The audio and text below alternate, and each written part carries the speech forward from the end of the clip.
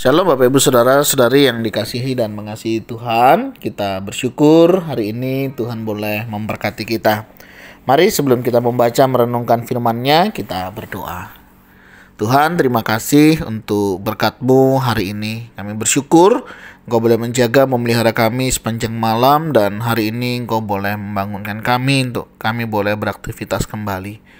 Sebentar kami akan baca firman-Mu, berfirmanlah dan biar kami mengerti apa yang menjadi kehendak-Mu. Kami berdoa ya Tuhan di dalam nama Tuhan Yesus Kristus. Haleluya. Amin. Ayat firman Tuhan hari ini terambil dari Injil Markus pasalnya yang ke-14, ayat yang ke-12 hingga ayatnya yang ke-21. Saya akan membaca ayatnya yang ke-18. Ketika mereka duduk di situ dan sedang makan, Yesus berkata, "Aku berkata kepadamu, sesungguhnya seorang di antara kamu akan menyerahkan aku, yaitu dia yang makan dengan aku." Amin. Demikianlah firman Tuhan. Mari kita merenungkannya.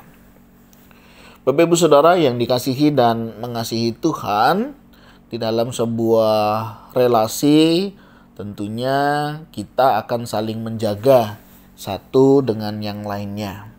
Kenapa? Karena namanya juga berelasi ya, adanya kepercayaan ya, adanya saling mengenal satu dengan yang lainnya. Tentunya ketika relasi itu dibangun, harapannya adalah satu perjalanan yang baik ya. Baik itu dengan pasangan, baik itu dengan rekan kerja mungkin, maupun dengan orang-orang yang ada di sekitar kita. Kita membangun relasi dengan harapan semuanya bisa berjalan dengan jauh lebih baik dibanding ketika kita tidak berelasi. Tetapi dari relasi juga bisa timbul begitu ya, hal-hal yang tidak enak ya. Misalnya ketika relasi itu tidak lagi memiliki tujuan yang sama. Ketika di dalam relasi itu memiliki motivasi yang tidak seharusnya ada.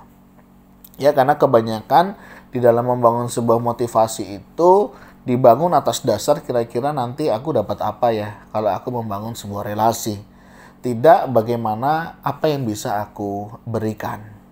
Nah, tidak sedikit juga di dalam relasi itu ada hal-hal yang juga bisa melukai. Ya, biasa ya, semakin dekat seseorang, biasanya kecenderungan untuk melukai itu lebih terasa. Karena apa? Gesekannya akan lebih terasa.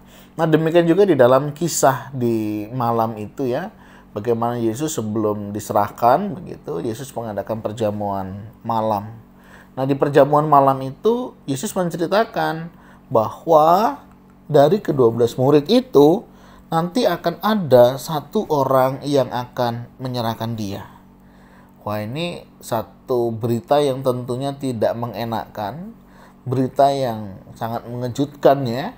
Untuk kita boleh mendengar, seandainya kita ada di sana, tiba-tiba Yesus kasih tahu begitu ya, bahwa ada orang yang akan berkhianat begitu ya, menyerahkan dirinya. Wah, ini tentu bukan hal yang mudah.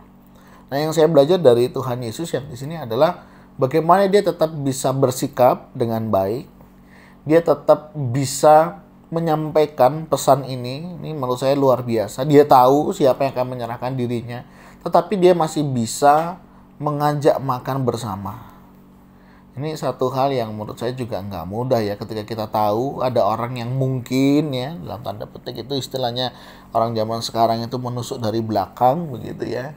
Itu masih bisa diajak makan bareng ya, ngobrol bareng, bahkan istilahnya masih memberikan kesempatan ya, diperingatkan begitu untuk tidak melakukan hal yang demikian. Ini Yesus lakukan, saudara. Ya, kadang kan bisa jadi ya, kita tahu sih ada orang-orang yang mungkin tidak suka dengan kita, orang-orang yang berencana sesuatu yang tidak baik dengan kita. Biasanya kita sudah langsung menjaga diri, kita melepaskan itu semuanya, dan bahkan mungkin bisa jadi kita tidak peduli. Nah, tetapi dalam bagian ini Yesus masih bisa ngajak mereka makan bersama dan memberikan sebuah peringatan sebenarnya untuk hal itu tidak dilakukannya. Nah, itu satu pelajaran yang menurut saya ini sangat baik ya. Nah, Bapak Ibu Saudara, bagaimana dengan kita ketika kita tahu ya ada orang-orang yang mungkin dengan sengaja sih mereka memburukkan nama kita, menjelekkan nama kita, menghancurkan mungkin karir kita. Masih bisakah kita membangun relasi itu?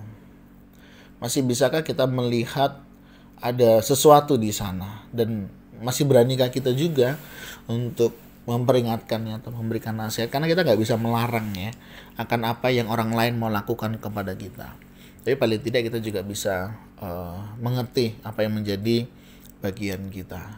Nah, yang kedua saya belajar ketika kita setiap kita kan berpotensi ya untuk melakukan hal-hal yang demikian. Ketika sebenarnya ya kita sudah ada peringatan, kita sudah dikasih tahu, apalagi kita tetap diperlakukan dengan baik, tentunya kita mulainya sadar ya.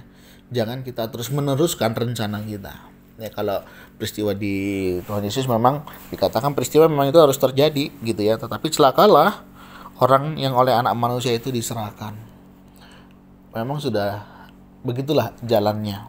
Nah, tetapi dalam kehidupan kita hari-hari ini bisa jadi kita sebenarnya nggak tahu ya Bapak Ibu Saudara, kita melakukan sesuatu dengan merencanakan sesuatu dan mungkin itu sesuatu yang tidak baik dan kita tahu itu.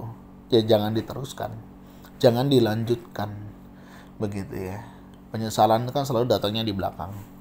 Kalau di depan itu kan pendaftaran, begitu ya. Jadi dari sini kita bisa melihat bagaimana seharusnya kita berespon, begitu ya. Nah, mari jika ada di antara kita sedang di posisi itu, sedang mengalami itu, dan berencana melakukan sesuatu yang mungkin dalam tanda petik tidak baik, begitu ya. Mari kita selesaikan dengan baik, kita pilih jalan yang terbaik. Jika ada masalah yang besar, jangan tambah besar ya, dikecilkan. Dan sudah kecil ya sudah, kita selesaikan dengan lebih baik. Nah, belajar dari kisah ini, mari kita belajar dari Tuhan Yesus, kita belajar tetap bisa ya merangkul ya, masih bisa bersama. Permasalahan bukan sesuatu yang terus melepaskan ya. Syukur-syukur itu bisa mempererat jika itu bisa diselesaikan dengan baik. Dan bagi kita yang berencana melakukan hal-hal yang tidak baik, mungkin buat orang lain, mungkin untuk suatu pelayanan, mungkin untuk suatu pekerjaan, mari kita sadari akan apa yang sudah diperingatkan itu, sehingga kita tidak sampai terus melakukannya. Dan kiranya Tuhan Yesus menolong setiap kita. Tuhan, terima kasih, kami bersyukur Engkau boleh mengajar-ajari kami, untuk kami boleh belajar bersikap dengan lebih baik. Kami sadar setiap kami berpotensi untuk melakukan hal-hal yang tidak berkenan di hadapan-Mu, dan terima kasih ketika Engkau sudah memberikan kami peringatan, alarm sejak dini untuk kami tidak melakukan hal-hal yang demikian. Tuhan, tolong kami untuk kami lebih bijaksana lagi mengambil setiap keputusan, dan biar apa yang kami lakukan adalah sesuatu yang jauh lebih baik dari yang paling baik.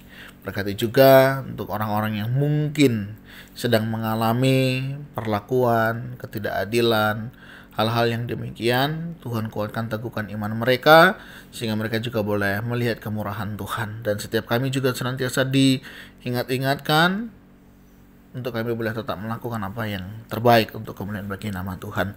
Terima kasih ya Tuhan. Ini doa seru kami. Berkati juga untuk saudara-saudara kami, jika ada di antara kami yang sedang mengalami kelemahan tubuh, mohon Tuhan juga jamah pulihkan dan sembuhkan. Berkati jika ada di antara kami juga mengalami pergumulan, baik keluarga, pekerjaan, pelayanan, kehidupan keseharian, kami juga berdoa, Tuhanlah yang melawat dan memberkati mereka semua. Terima kasih ya Tuhan, ini doa seru kami serahkan hanya di dalam nama Tuhan Yesus Kristus. Haleluya. Amin. Bapak Ibu Saudara, demikianlah renungan kita hari ini. Kiranya Tuhan Yesus memberkati kita sekalian. Shalom.